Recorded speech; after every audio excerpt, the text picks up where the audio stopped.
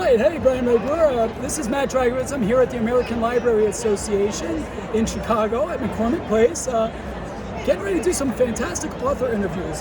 Joining us today is Brian Ray Brewer. Pleased to meet you, Brian. Well, hey, thanks for having me here. Glad to have you.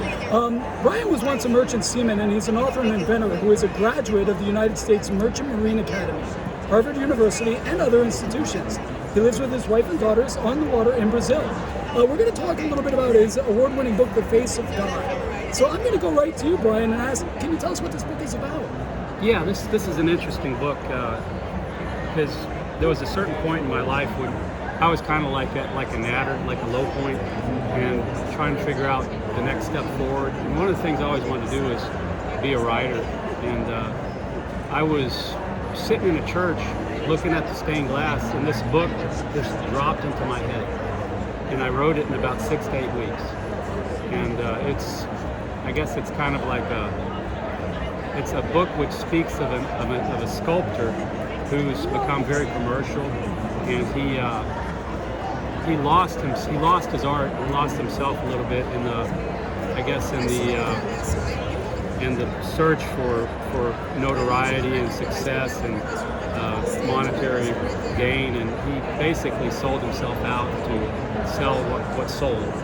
And his life became a life which was, by looking from the outside in to be very successful, but he was a person that, as time went on, became more and more dissatisfied with himself. And at one point, he ended up taking a contract to sculpt the face of God, which had to be approved by a Brazilian missionary who ran they call them creches in Brazil. It's daycare centers for poor, and later, help these children attend public school and get an education and help support them, their care while they're going through that process. So this guy was a person that these two people are somewhat similar. They both have dark past. The priest, as you move forward, has some pretty dark history himself. And these men, at first, do not like each other at all, but they eventually, the priest is able to catalyze this sculptor's transformation back into a true artist again. And that story, like I said, just occurred to me, and it wrote in about 6 to 8 weeks. That's a good timeline. I am going to ask, just because we're at a busy conference and there's a lot going on, you hear me projecting my voice? Oh, I just want to make sure. No, you're speaking loud, but let's project it even more, just because we got a great hustle and bustle and a big audience here. Oh, yeah. So I know you had the motivation for the book. So what else led you to write it? There's one thing where you feel like you had a thought about writing a book, but there's a difference when there's a real commitment to put pen to paper and really dive in. So, did you feel like a calling to write the book, or was it beyond, Yeah, well, that's an interesting question. I mean, I had always had an interest in literature and a feeling that I could write literature, but life led me elsewhere. At the time I wrote this thing, I was a merchant seaman. I worked on merchant ships. Most of these books that I've written over the years were written either in merchant ships or I used to work in isolated power plants and oil fields in the Amazon. Oh, wow. And I would write these things when I wasn't working. Right. And so this book in particular was, I guess, I was at a pretty low point, and I had this desire to write something of value. And, I guess this is a book which I think has literary importance, and like I say, it downloaded itself into my head when I was asking for something to do at a moment when I needed something to do. God and the universe answered. Yeah, I would say there's something to that. And maybe this story is not that different than my own story at that time. Okay. So it's an interesting take on how we can transform ourselves and move forward. Awesome. That's great messaging. I mean, everybody can use that kind of messaging, especially in today's day and age. So what do you know about the Amazon, Brazil, and New York City and its art scene? Well, relative to New York City and its art scene, I went to university. I went to Federal Merchant Marine Academy just outside of Queens.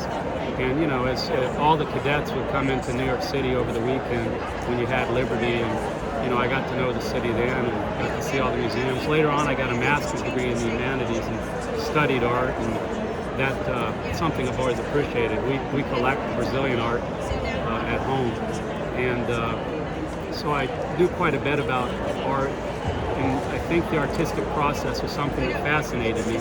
So I think I do know a lot about contemporary art, at least when I wrote this. It was this book I wrote in the 1990s, and so that's the answer to the art side. But there's certain commercial art that I don't know, it never convinced me, which I think is part of Martin Drake. He's the protagonist. That's part of his story. Okay. You know, what he was producing didn't convince him either. He could have done more. He could have been more. So that's that theme. The Amazon, I've been working on and off in the Amazon since I left the Merchant Marine in the late 1990s. I worked in the Venezuelan Amazon in oil and gas production. And over the last 20 years, well, that's not true, the last 15 years, I've been involved in producing electrical power and isolated power systems in Brazil. Okay. Small villages and towns all over the Amazon. I mean, we've installed plants in almost 80 locations. And I'm very involved right now in the move from diesel oil towards hybrid solar biodiesel plants in the Amazon.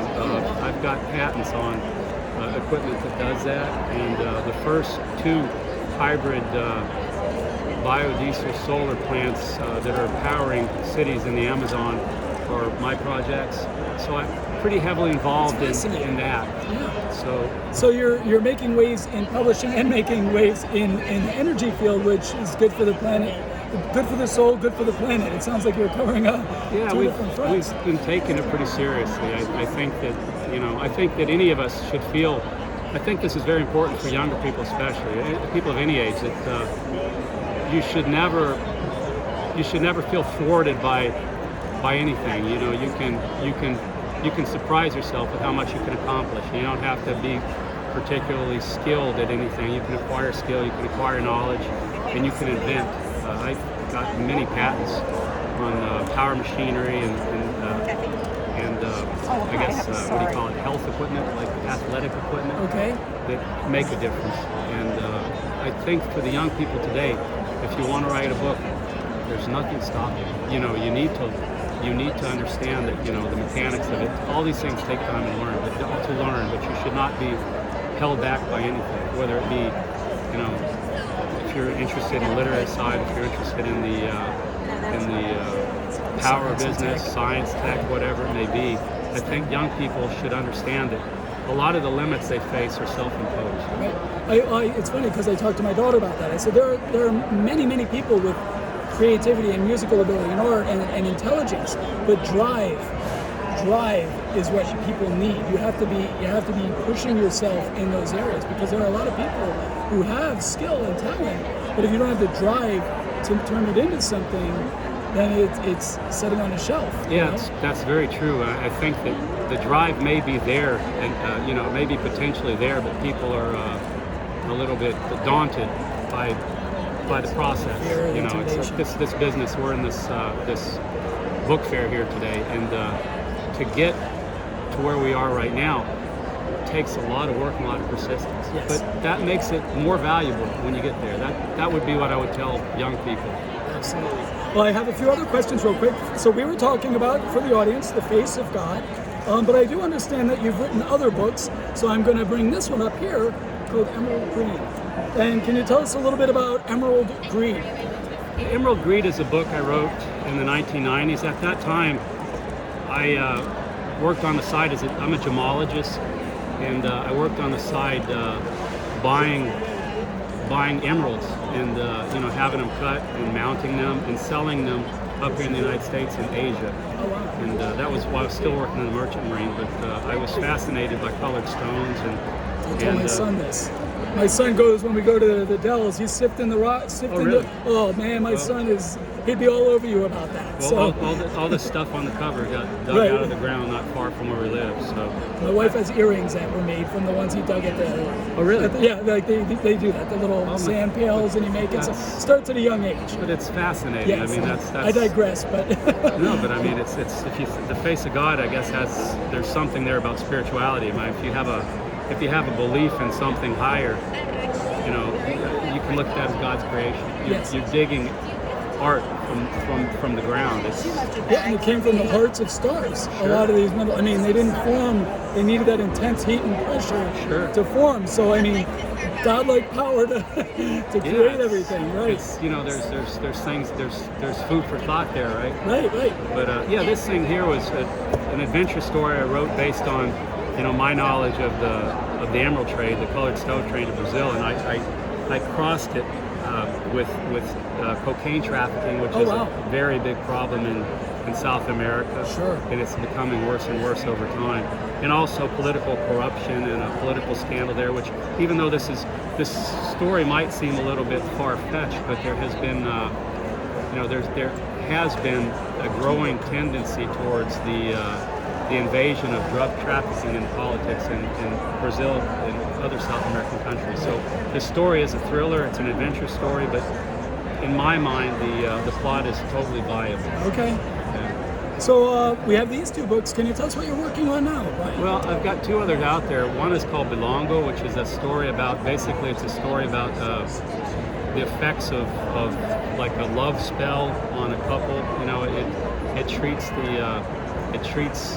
I suppose it's magical realism, but using, you know, the magical techniques that are practiced in, you know, Latin American, African, what do you call this? African Brazilian and African Cuban, African Haitian religious systems.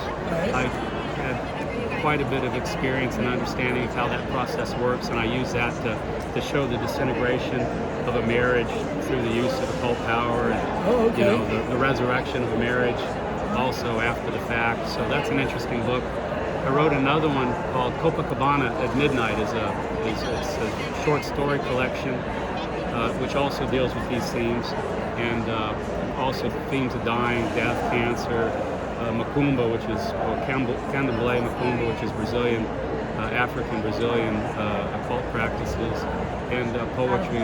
I've got another one that I'm hoping to pitch today here in this big ALA conference called The Diving God, which is a story about how a guy, an insurance broker from New York, lands up in the Mexican Caribbean in the 1990s, before Playa del Carmen became what it is today. It was just sand, and this guy ends up kind of becoming a beachcomber there for a while, and it's another story of finding himself and transformation into who he should be, and that's another story. I'm writing another one today, which is all about the work we're doing in the Amazon relative to.